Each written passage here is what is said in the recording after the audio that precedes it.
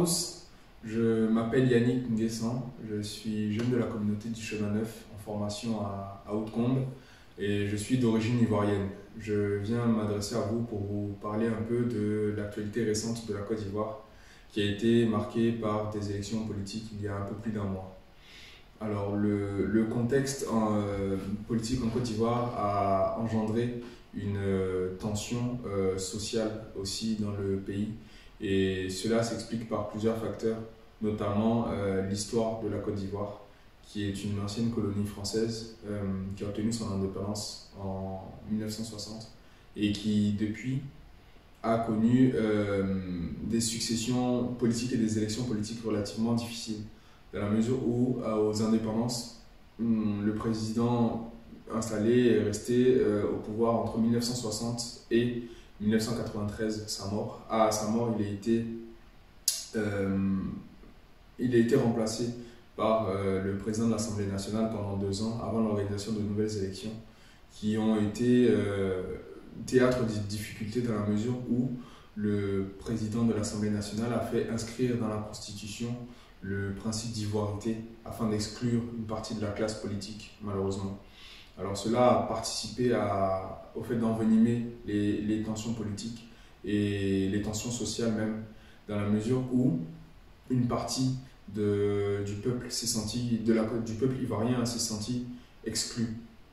On peut garder aussi en tête que la Côte d'Ivoire est grossièrement divisée en 4 grands groupes qui occupent le nord, l'est, l'ouest et le sud de la Côte d'Ivoire.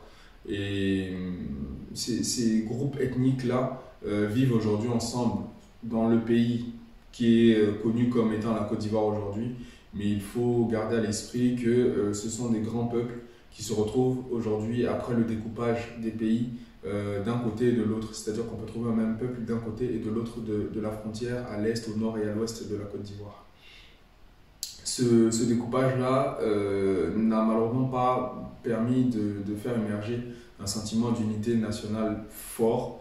Et pour beaucoup, les élections présidentielles se voient être le théâtre d'affrontements et de cristallisation en fait, des petites tensions entre les diverses ethnies, entre les diverses communautés qui habitent le territoire de la Côte d'Ivoire tel qu'on le connaît aujourd'hui.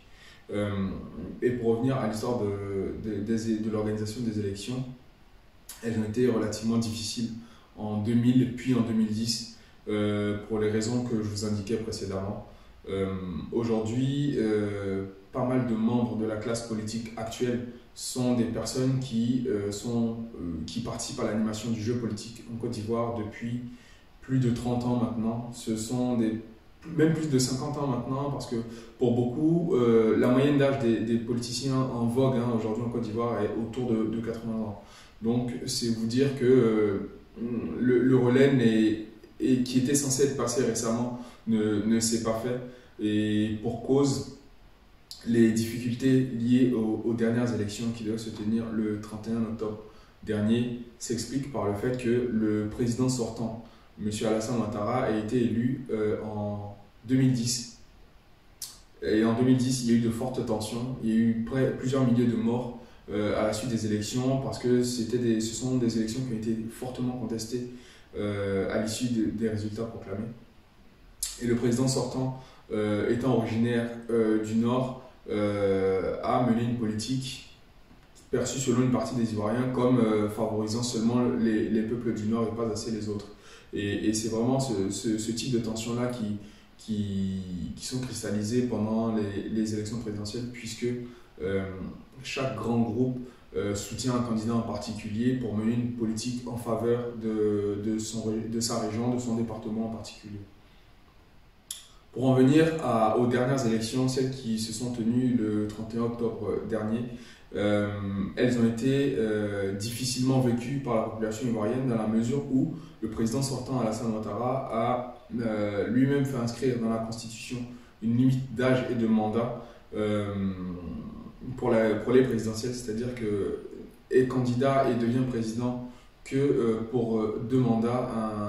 Un président ne peut être élu que pour 2 mandats consécutifs et pas plus. Lui, Alassane Ouattara, a fait 2 mandats entre 2010 et 2015, puis entre 2015 et 2020. Il était donc appelé à se retirer après son 2e mandat. Et pour cela, il a lui-même formé un jeune cadre issu de son parti politique pour le représenter de nouveau et pour prendre la suite du flambeau de la politique qu'il a menée. Sauf que quelques mois avant la tenue des élections, 8 mois avant la tenue des élections, ce dauphin formé est décédé. Et Alassane Ouattara a, dans un volte-face annoncé en août dernier, annoncé qu'il se représenterait suite à la mort de ce dauphin, au décès de ce dauphin.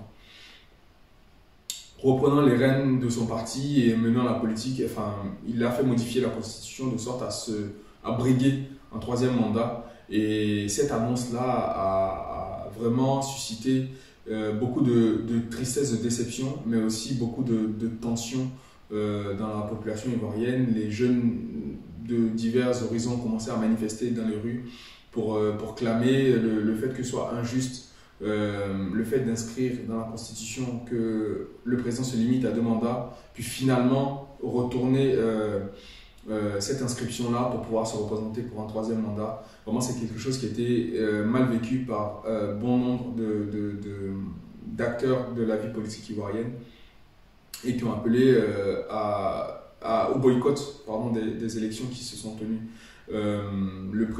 Les élections se sont tenues dans un contexte tendu, dans la mesure où, pour beaucoup, les opposants ont appelé à boycotter les élections, à ne pas se présenter aux urnes. Ont voté les personnes qui étaient essentiellement favorables au régime en place, donc à Alassane Ouattara. À la proclamation des résultats, il a été déclaré vainqueur avec plus de 90% des voix et a fait mettre en prison et assigner à résidence un certain nombre de ses opposants.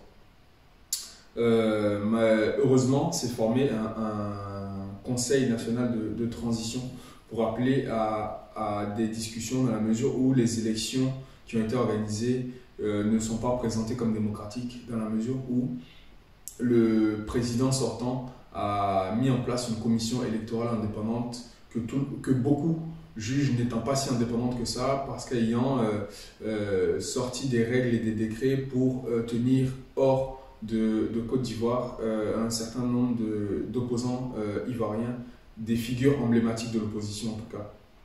Et pour beaucoup, cela est vécu comme une fracture dans la mesure où les représentants d'autres partis ou d'autres peuples ou d'autres régions ne sont pas appelés au jeu politique, et le président ne représentera malheureusement plus l'ensemble des Ivoiriens, mais seulement une partie des Ivoiriens. Et aujourd'hui, ça a vraiment augmenté les tensions. La politique a fait augmenter les tensions sociales, c'est-à-dire que pour beaucoup, les peuples et les ethnies se retournent les unes contre les autres en réveillant un peu tout ce qui traîne de difficultés de vivre ensemble, puisque comme je le disais en amont, il n'y a pas forcément toujours eu ce sentiment d'unité. Aujourd'hui, le président élu doit prêter serment à partir de décembre et à contacter l'un des opposants politiques afin d'essayer d'instaurer le dialogue dans un premier temps, et puis peut-être de permettre une gouvernance commune, c'est-à-dire que lui tiendrait les rênes et peut-être un certain nombre de postes, et d'autres seraient tenus par des membres de l'opposition. En tout cas, en train d'essayer d'émerger une forme de consensus ou d'accord de paix, mais pour l'instant, très peu de choses sont communiquées là-dessus, donc il plane depuis un peu plus d'1 mois une tension dans le fonctionnement du pays et des difficultés liées à l'activité économique. Aujourd'hui, moi, mon souhait est de voir ces tensions-là s'apaiser, parce que les Ivoiriens ont vécu beaucoup de difficultés liées à la politique, notamment depuis les années 2000. Donc 20 ans de difficultés politiques, de tensions interethniques, tout ça vraiment ça fait beaucoup, sachant que on sait que les Ivoiriens savent vivre ensemble et peuvent vivre ensemble, s'aimer et s'accompagner, s'aider à grandir les uns les autres. Et mon souhait aujourd'hui, c'est de voir cette Côte d'Ivoire-là, telle qu'on l'a connue avant les années 2000, avant le fait que soient exacerbées toutes les tensions interethniques, toutes les tensions sociales qui peuvent être attisées par la politique en particulier.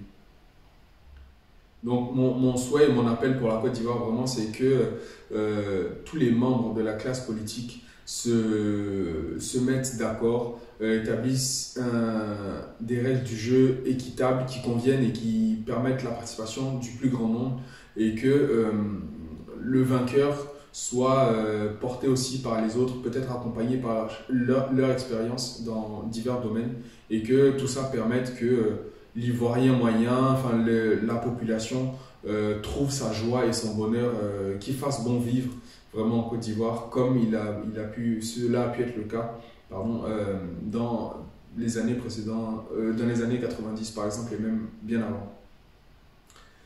Du coup, je veux vraiment confier la situation politique, sociale et toutes ces tensions-là au Seigneur. Seigneur, tu connais la Côte d'Ivoire, tu connais ce pays, tu connais son histoire, tu connais les tensions qui l'ont émaillé, tu connais toutes les difficultés que peuvent vivre les populations ivoiriennes aujourd'hui. Je te prie vraiment en ce temps de l'Avent, où nous nous préparons à t'accueillir, donne de venir faire la place au milieu des cœurs, des politiciens, mais des habitants de la Côte d'Ivoire. Viens toi-même donner à chacun de faire la place pour t'accueillir, faire la place pour l'amour, faire la place pour la paix. Que chacun puisse t'accueillir dans son cœur, accueillir aussi par la même occasion son frère, pour que les tensions soient apaisées, pour que la paix advienne, pour que l'amour soit de nouveau promulgué, pour que le vivre ensemble soit de nouveau mis en avant. Seigneur, vraiment, viens toucher les cœurs de chacun des membres de ce pays. Viens donner de voir se mettre à l'œuvre vraiment l'amour véritable, pour que tous ne fassent qu'un. Tous ne fassent qu'un en toi, tous ne fassent qu'un avec toi, Seigneur.